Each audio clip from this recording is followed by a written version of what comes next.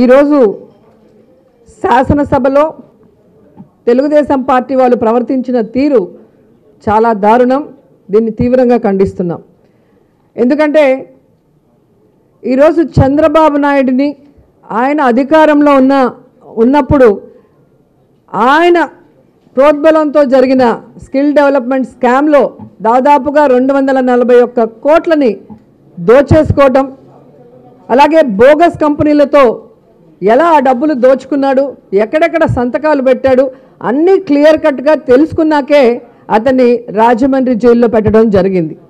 ఇవన్నీ తెలిసిన తెలుగుదేశం పార్టీ ఏమీ జరగనట్టు, ఏదో కక్ష సాధింపుగా ఈ కేసు పెట్టినట్టు కలరింగ్ ఇవ్వాలన్న ప్రయత్నం 12 రోజులుగా జరుగుతూనే ఉంది. కానీ ప్రజలకు అర్థమైంది చంద్రబాబు నాయుడు పెద్ద గజ దొంగ. ఈయన 14 సంవత్సరాలు దోపిడీతోనే స్కాములతోనే సరిపోయింది. ఏ స్కీములు కూడా ప్రజలకు ఇచ్చింది లేదు. ఇన్ని రోజులైతే వ్యవస్థల్ని మేనేజ్ చేయగలిగాడు, కానీ ఈరోజు సాక్ష్యాధారాలతో దొరికి వ్యవస్థని మేనేజ్ చేయలేక లోపలికి వెళ్ళాడన్న విషయం అందరికీ తెలిసింది. కాబట్టే ఎవరు కూడా రోడ్ల మీదకి రావటం కానీ, చంద్రబాబు నాయుడిని చూసి అయ్యో పాపం ఈయన్ని అక్రమంగా అరెస్ట్ చేశారని ఎవరు కూడా చెప్పటం లేదు. దాంతో పిచ్చెక్కి ఏ విధంగా అచ్చెన్నాయుడు గారు మరి వీడియో ఆడియో కాన్ఫరెన్స్లో ఎవరు జనం రోడ్డు మీదకి రావట్లేదు, కనీసం కార్యకర్తలన్నా రండి, నాయకులన్నా రండి, లేదా డబ్బులు ఇచ్చన్నా ఎవరన్నా తోలి ధర్నాలు చేయించండి అని అడుక్కు తినే పరిస్థితి వచ్చిందంటేనే మీకు అర్థమవుతుంది చంద్రబాబు నాయుడు దోపిడీదారుడు, దొంగ అన్న విషయం ప్రజలకి బాగా అర్థమైంది. ముఖ్యంగా తెలుగుదేశం పార్టీ వాళ్ళకి పూర్తిగా అర్థమైంది. సో ఈరోజు అసెంబ్లీకి వచ్చిన వాళ్ళు నిజంగా ఇది అక్రమ కేసు అని వాళ్ళు భావిస్తే వాళ్ళు కరెక్ట్ ఫామ్లో వచ్చి దాని మీద డిస్కషన్ అడగాలి. అలా కాకుండా స్పీకర్ గారి చైర్ మీదకి వచ్చేసి ఏ విధంగా రౌడీజం చేస్తూ సైకోల్లాగా అరుస్తూ స్పీకర్ గారి ముందరున్న మానిటర్ని గ్లాస్ని పగలగొట్టేసి అక్కడున్న బుక్స్ అన్నీ కూడా ఇసిరి కొట్టేసి ఏం మెసేజ్ ఇవ్వాలనుకుంటున్నారో అర్థం కావట్లేదు. అసలు అసెంబ్లీ అంటే దేవాలయం లాంటిది. స్పీకర్ గారి చైర్కి గౌరవించాలి.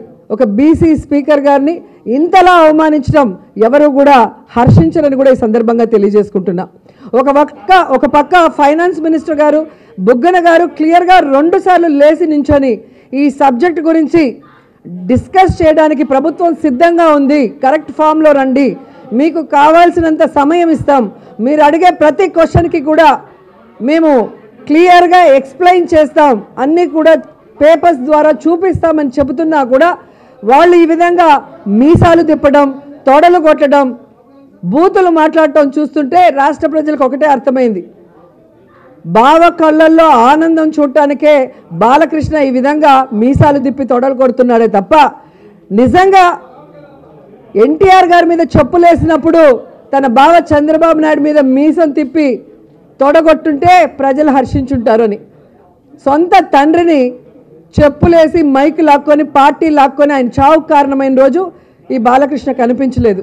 కానీ ఈరోజు అక్రమంగా ప్రజల డబ్బు దోచేసి సాక్ష్యాధారాలతో దొరికిపోయిన చంద్రబాబు నాయుడు కోసం ఇంత ప్రేమతో వచ్చి అసెంబ్లీలో రౌడీజం చేయటం అనేది ఈ రాష్ట్ర ప్రజలందరూ కూడా అసహించుకుంటున్నారు. నేను బాలకృష్ణకి సూటిగా చెప్తున్నాను, ఫ్లూటు జింక ముందు ఊదు, సింహం లాంటి జగన్మోహన్ రెడ్డి గారి ముందు కాదు. ఈరోజు బాలకృష్ణని సూటిగా ఇంకో క్వశ్చన్ కూడా అడుగుతున్నా. 2 సార్లు ఎమ్మెల్యే అయ్యారు మీరు, శాసనసభకి ఎన్నిసార్లు వచ్చారో ఒకసారి అటెండెన్స్ చూసుకోండి. రాష్ట్ర ప్రజల సమస్యల గురించి ఎన్నిసార్లు మీరు మాట్లాడారో ఒకసారి చూడండి రికార్డులు. ఒక్కసారైనా ఈ 9 సంవత్సరాల్లో ఒక్క ప్రజా సమస్య మీదైనా మీరు మాట్లాడారా, పోరాడారా అని నేను అడుగుతున్నాను. రాష్ట్ర ప్రజల సంగతి పక్కన పెడితే కనీసం నీ కోటేసిన హిందూపురం ప్రజల కోసం అసెంబ్లీలో మీరు క్వశ్చన్ అవర్ కానీ 0 అవర్ కానీ ఏదైనా సమస్య మీద కానీ డిస్కస్ చేశారని అడుగుతున్నా. ఏ సమస్యల గురించి మాట్లాడిన మీరు ఒక దొంగ కోసం, ఒక గజ దొంగ అయిన చంద్రబాబు నాయుడు కోసం ఈరోజు ఇంత ఓవర్ యాక్షన్ చేస్తుంటే ప్రజలు నిజంగా మిమ్మల్ని చీత్కరించుకుంటున్నారు. ఎందుకంటే ఎప్పుడు షూటింగ్లకు వెళ్ళటం, ఆ షూటింగ్ ఫంక్షన్లలో ఆడపిల్ల కనిపిస్తే ముద్దు పెట్టండి, కడుపు చేయండి అని ఆడవాళ్ళని గౌరవం లేకుండా మాట్లాడటం, కాన్స్టిట్యున్సీని గాలికి వదిలేయటం, అసెంబ్లీకి రాకపోవటం, ఇవన్నీ ప్రజలు గమనిస్తున్నారు. ఈరోజు వచ్చేసి నువ్వు మీసం మెల్లేస్తే ఇక్కడ ఎవరు భయపడే వాళ్ళు లేరని కూడా ఈ సందర్భంగా తెలియజేసుకుంటున్నాను. రాష్ట్ర ప్రజలందరికీ కూడా క్లారిటీ ఉంది.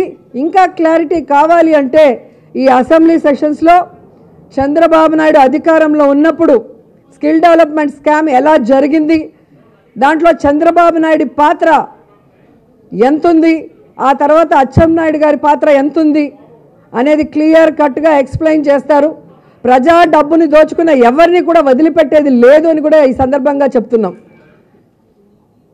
ఎంత దిగజారిపోయారంటే నంద్యాలలో అరెస్ట్ చేసి విజయవాడకు వచ్చినంత వరకు వీళ్ళెవ్వరూ కనిపించలా. ఈ 23 మంది కానీ వాళ్ళ కుటుంబ సభ్యులు కానీ ఈ ఓవర్ యాక్షన్ చేసేవాళ్ళు ఎక్కడికి పోయారో అర్థం కాల. ఆయన అరెస్ట్ చేసిన రోజు ఆడికి వెళ్ళి అడ్డం పడుకొని మాట్లాడుంటే పోలీసులు చెప్పుంటారు ఆ రోజు. ఆ తర్వాత విజయవాడకు వచ్చి ఏసీబీకి కోర్టులో 10 గంటలు విచారణ జరిగినప్పుడు అక్కడొచ్చి మాట్లాడుంటే అప్పుడు చెప్పుంటారు. ఆ రోజు ఎక్కడికి పోయారో వీళ్ళందరూ అర్థం కాల. అసెంబ్లీలో స్పీకర్ గారు ఏం మాట్లాడట్లేదనేసి వీళ్ళ ఇష్టానికి రెచ్చిపోతున్నారే తప్ప వీళ్ళెవ్వరికీ కూడా చంద్రబాబు నాయుడు మీద ప్రేమ లేదు. కేవలం రాజకీయంగా వాళ్ళ ఉనికి కోసం బలవంతంగా ధర్నాలు చేయాలంటే ప్రజలు రావట్లేదు, కార్యకర్తలు రావట్లేదు. కాబట్టి అసెంబ్లీలో ఇలాంటి దౌర్జన్యాలు, రౌడీజాలు చేసి ఏదో ఒక కలరింగ్ ఇచ్చుకోవాలనుకుంటున్నారు. మీరుండేది 23 మంది, మేము ఉండేది 151 మంది. మీకులాగే శాసనసభ మీద మాకు గౌరవం లేకపోతే మీ పరిస్థితి ఏంటో ఒక్కసారి ఆలోచించుకోండి. మేము శాసనసభని గౌరవిస్తాం, చట్టాలని గౌరవిస్తాం, స్పీకర్ని గౌరవిస్తాం. కాబట్టే ఈరోజు సైలెంట్గా ఉన్నాం. ఇలాగే కంటిన్యూ చేస్తే మాత్రం వదిలిపెట్టేది లేదని కూడా ఈ సందర్భంగా తెలియజేసుకుంటున్నాం. ఈ వీడియో మీకు నచ్చితే లైక్ చేయండి, షేర్ చేయండి, మా ఛానల్ని సబ్స్క్రైబ్ చేయండి.